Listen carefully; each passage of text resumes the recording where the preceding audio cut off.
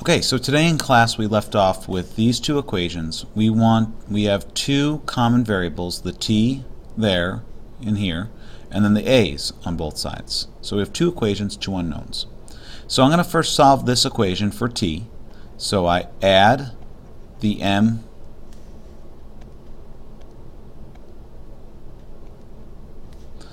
mb times g to both sides. And that cancels those out. So I have t equals mb times a plus mb times g. And I'm going to plug that in for t over here. So I'm going to rewrite ma times g, and then I subtract the mb times a minus the mb times g, and that equals still ma times a. Okay, so I'm going to move the ones with the a's on it to this side and then keep the ones with g's. So I'm going to rewrite ma times g minus mb times g, so that's this term and that term, and then I'm going to add the mba over to the other side. So I have ma times a plus mb times a as well. So I'm going to pull out the a on this side, so I'm going to a times ma plus mb, and I'm going to do the same thing with the g on this side. So I'm going to pull out the g, and I have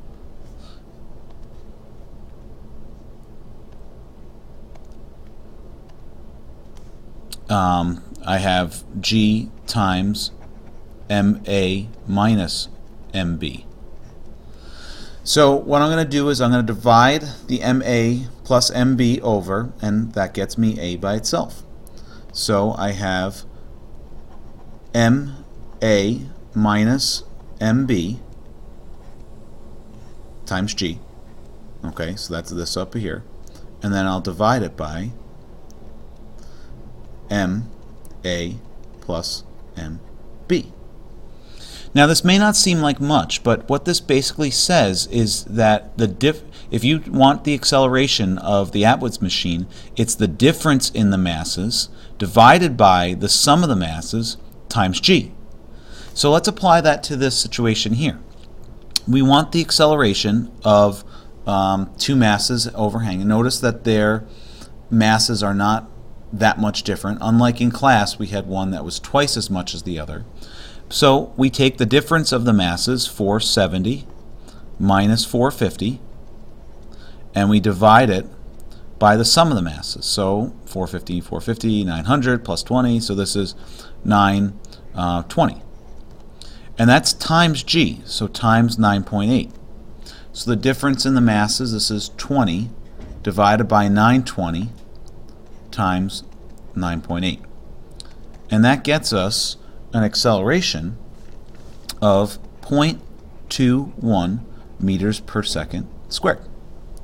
So let's say that we had the setup like we did in class, and it's going to fall about a half a meter. It's not exact, but let's just call it a half a meter. That's going to be our delta y. Here's our a. If we start off with an initial velocity of 0, what's the time? So I'm going to let you guys do this on your own, but I got a time of 2.2 seconds.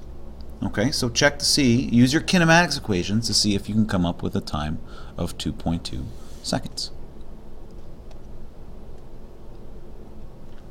Okay, so now we're going to be talking about the modified Atwoods machine. So we have a 50-gram mass connected to a 250-gram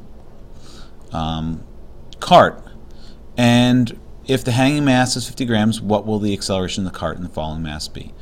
So what we're going to do is we're going to say our system is the entire thing, and it's really only being accelerated since the pulley just changes the direction of the force. It's really only being accelerated. So if I draw a Freebody diagram for the system, okay, it's really only being accelerated by the mass of the 50-gram weight times g. This is the weight of the 50-gram mass. So if I sum my forces and set that equal to MA, since the only force that's really, and this is a frictionless pulley, it's a frictionless track, so there's no force going in the opposite direction that is, prohibiting it from accelerating. The only thing that's really accelerating it, the only force in my free body diagram, is the mass of the 50-gram block, or a 50-gram weight, times g. But what is the m that's accelerating? It's not just the 50, nor is it just the 250. That mass is really 300 grams times my acceleration. So if I solve this for A, I get A equals the mass that's on top, the mass that's hanging, so in this case the 50, times g, divided by the mass of the 250 plus the mass of the 50. Okay, so to generalize this, we have the mass that's hanging over. I'm going to call this object A and this object B. And we have the mass that's hanging over, the mass of A, divided by the mass of A plus the mass of B, and all of that times G. Okay, I'm just pulling it out, that G. So this also kind of makes sense, that it's going to accelerate with an acceleration that is less than this thing in free fall because it's accelerating more mass. So looking down below here, we want to write an equation. Actually, I'm going to keep this still in our shot here. We want to write an equation for the tension in the string. Okay, so what I want to do is I want to draw a free body diagram for A and then draw a free body diagram for B.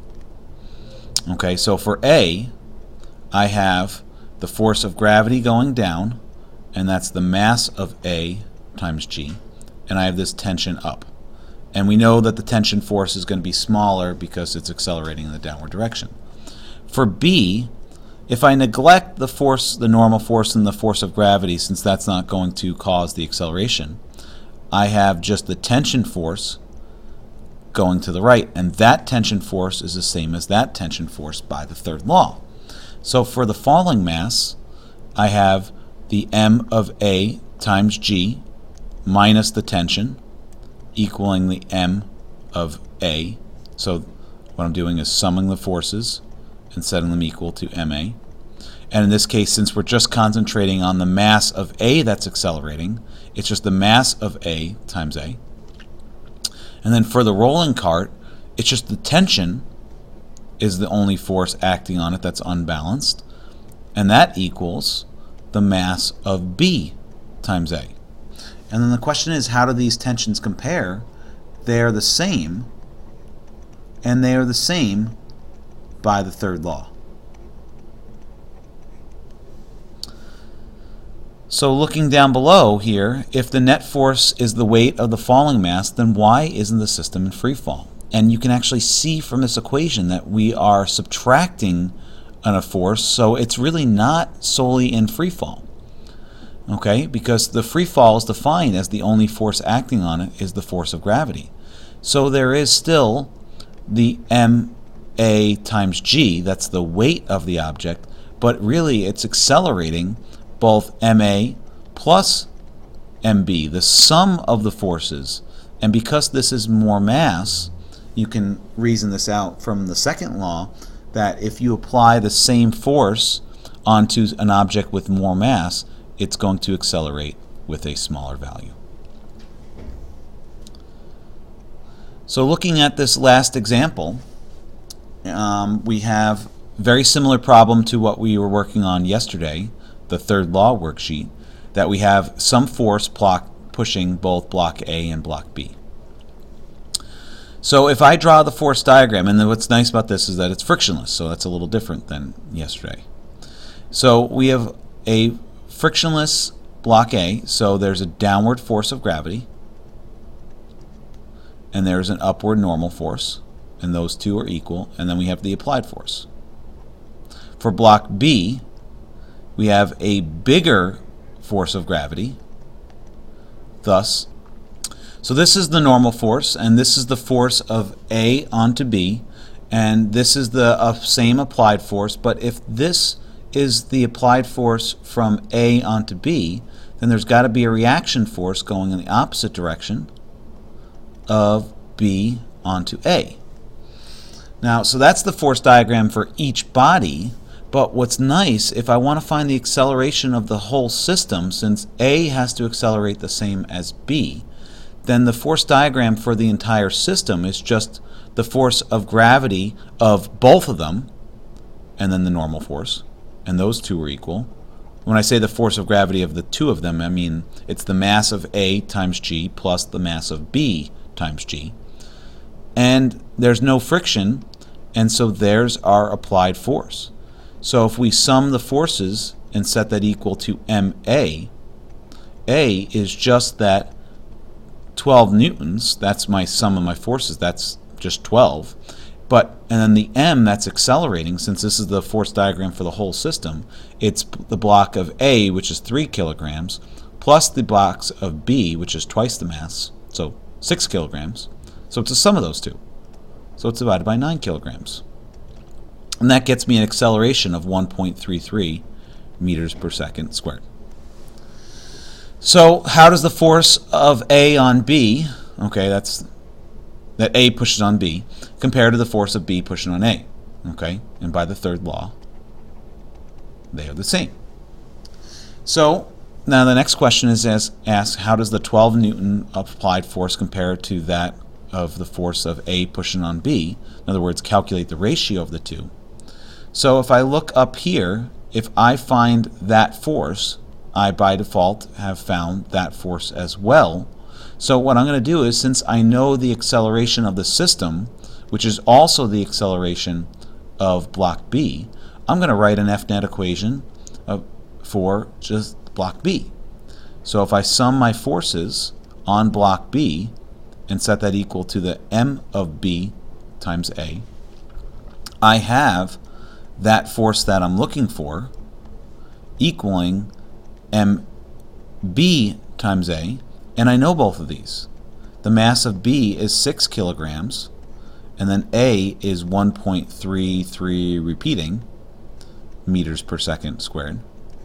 So that gets me a force of 8 newtons. Now if I want to know the ratio of F to FAB, that is 12 newtons divided by 8 newtons. The newtons cancel out, and we're left with a ratio that's a 3 to 2